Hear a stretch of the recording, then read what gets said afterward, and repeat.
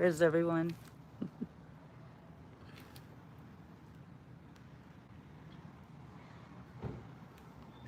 We're here with Mickey, the MICCOSUKEE gator. I just made that up. That's not really his name.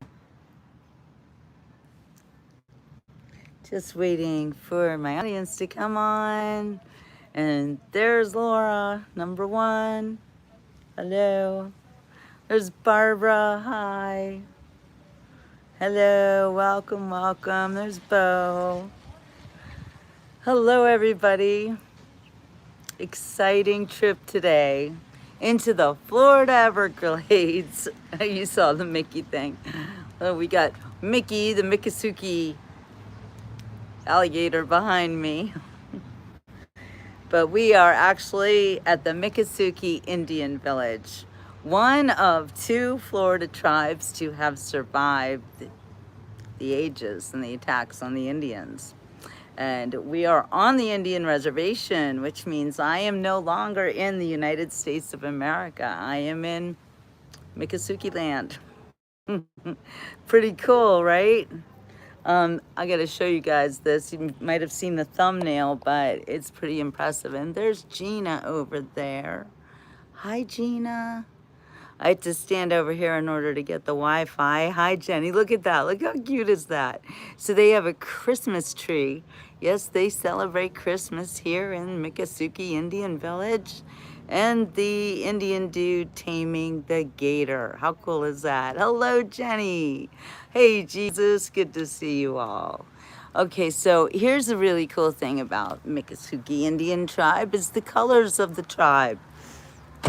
They're almost German, but they're beautiful. So it's nice and cool in here.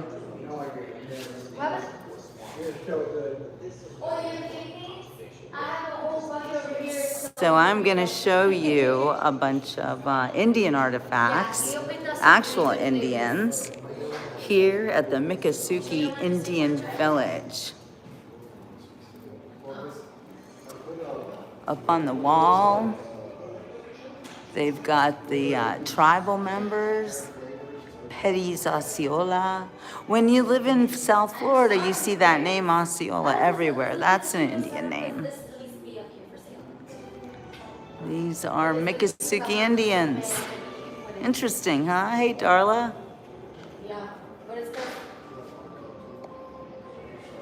Hello, everybody, and welcome to the MICCOSUKEE Indian Village. Today I'm on the reservation, literally. I am no longer in the United States of America because I am on the MICCOSUKEE Indian Reservation. It's so cool. It's so beautiful, too. Well, the other thing is that we are in the middle of the Florida Everglades. So that's also a huge treat, and gators everywhere. But it's a lot of fun, and there's so much to learn here. So much Florida history. Like yesterday when we were on the water taxi and we learned that Florida's full of 1,000-year-old Indian mounds. Well, this right here is an Indian village. Someone showing lighthouses on another live on the beach where I was. That's funny. I wonder if they will follow me into the MICCOSUKEE Indian Reservation, but I doubt it. And this is what I'm going to say quickly about the beach report, is that yes, we go to beaches all over Florida and beyond. However, we also go to places in Florida that nobody ever thinks about or gets to see. And the Indians are a huge, huge part of this amazing land. And the Everglades, which are actually, their century is the mosquitoes, but seriously, the Florida Everglades are being protected by these Indians. Especially when you have a situation like Alligator Alcatraz, which the Indians are very much against. Well, I'm not going to go to their channel because I'm on a live right now, but thank you for telling me. Miss Daisy May 35. Okay, sounds cool. Yeah, Alligator Alcatraz. Well, it might be awesome in theory, but I don't like the idea of using alligators as guard dogs because they are not guard dogs. They are wild animals and they are very, very special. But they're certainly not endangered. They're everywhere. All right, let's look around.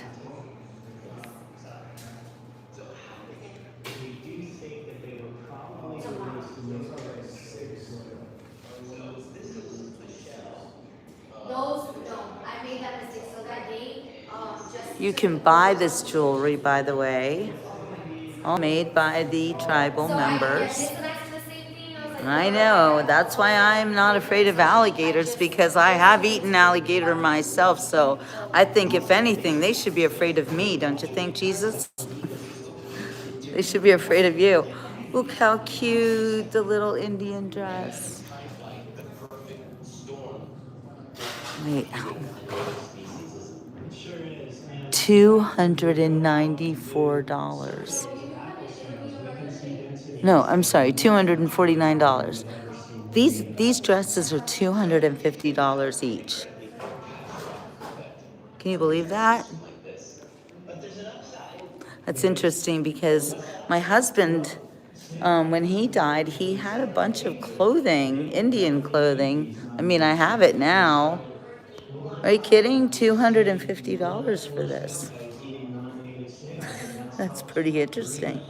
Well, it's only a rip-off if you buy it and you don't expect it to be what it is, which is made by the MICCOSUKEE Indians. It's patchwork. The bright and colorful garments you see being made and displayed around you traces its origins back almost 100 years after the introduction of trade cloth and the adoption of handcrafted sewing machines. Patchwork clothing became the prominent attire of tribal members. Before its introduction, the MICCOSUKEE, like other native groups, wore clothing made from animal hides and occasionally trade cloth. They used standard hand sewing skills such as applique because they did not have access to machinery and other modern tools. Patchwork dates back to the early days of the 20th century, when these trade items became available and animal resources dwindled. Design and styles have varied over the last 100 years, but the overall geometric configurations have been a mainstay of the art form. Worn and made today by many MICCOSUKEE and Seminole tribal members, patchwork is revered across the culture for its intricacy and uniqueness. And it is valuable and it is expensive, and like you just said, Bo, it is handmade. So there's no ripoff here. You know, some things are still valued. Of course they have moccasins, Darla. I imagine they have moccasins. Let's find out. What else do they have? And look how beautiful. Oh my gosh, $694 for these jackets. They are precious. Look at the craftsmanship. Unbelievable. Oh my gosh, it's a $700 jacket, and I'm just like manhandling it with my one hand. Wait, sorry guys. Hold on. Don't want it to touch the floor. Yikes. Put it away, Jill. Don't touch the merchandise anymore, girlfriend. The highest value is the intention sewn into it. That's so interesting, Bo. Wait, did you hear what was said? Are they closing? All right, well then we're gonna have to run through here, but here's some of the best stuff. Look at this. Look at these beautiful, oh my gosh. Oh, I can't tell you how soft this is. This is like the softest thing I've ever touched next to my dog.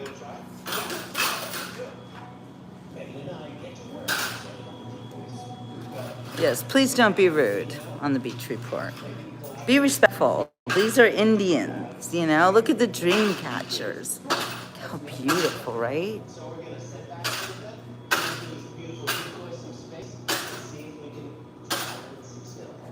Look at that. I love stuff like this.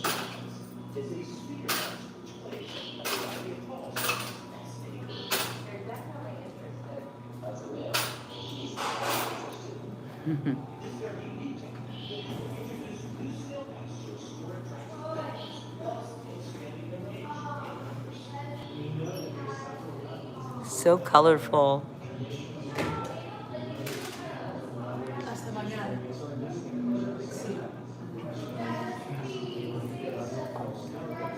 I haven't seen any moccasins yet, Darla. But if the jackets cost $700, then I don't know if you're going to really be able to buy the moccasins.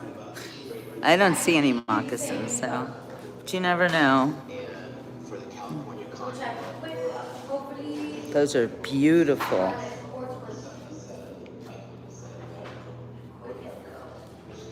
Pedre, ladies, man.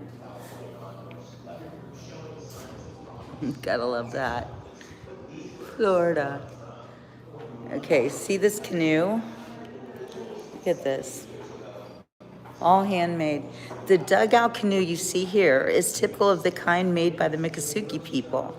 The canoes were poled through the shallow waters of the Everglades and were the main form of transportation until roads and automobiles were introduced into South Florida at the turn of the century. The canoes were most often made from cypress, a water-resistant tree that is abundant across South Florida. These canoes are also called dugout canoes due to the fact that a log was literally dug out with hand tools to create this canoe. That's pretty cool, isn't it? Well, what do we have? Oh, look how pretty these are.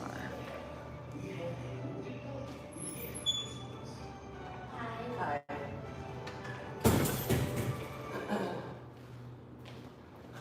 Oh, I do love the rocks. Look, it's Gina.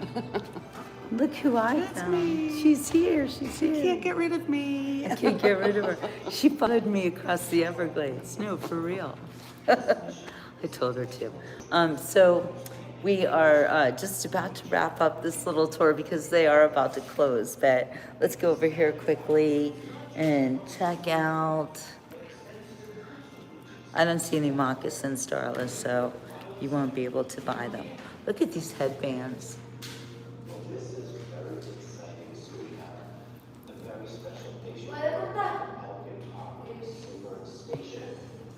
One headband is $65, you guys. And look at the pewter animals. All made, handcrafted by the Indians.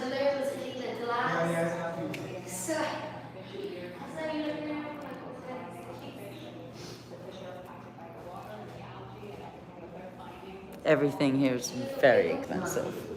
These are beautifully handcrafted items. Here, I'm going to read you this. Hello from the MICCOSUKEE tribe of Indians of Florida. We are one of the 2 remaining Florida tribes. Although our history shows we have always known the land you know as South Florida, we did not come to live here on a more permanent basis until after the Seminole Wars, when our ancestor, Abiaka, also known as Sam Jones, led a little over 100 remaining natives deep into the Everglades and Big Cypress.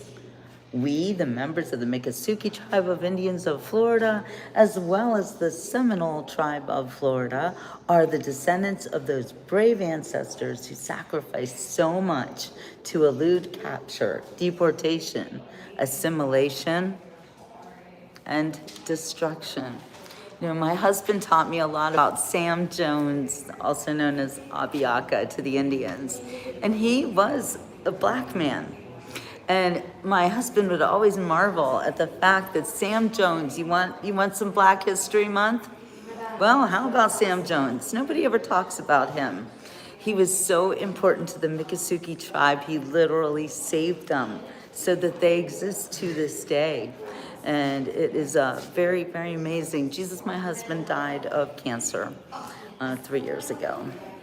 So he's in heaven, watching out for me. But he did work with the Seminole Indian tribe for 20 years. So he taught me a lot about the Indians. And I know things not everybody knows, which is pretty cool. It's okay to ask what happened to my husband. It's all right. We'll maybe find some moccasins somewhere else, Darla. All right, I think we have seen it all here at the MICCOSUKEE Indian tribe. We're gonna go outside right now, and maybe, just maybe, we can find some alligators. Hey, Vicky. Aw, thank you. Yeah, it kind of, but we know that there are alligators here, and I'll show you what my evidence is that this is a canal full of gators. Right there. That sign right there, don't feed alligators. They don't put that sign up for no reason. So, whether or not we can see them, they are absolutely somewhere out there, waiting to eat a bird.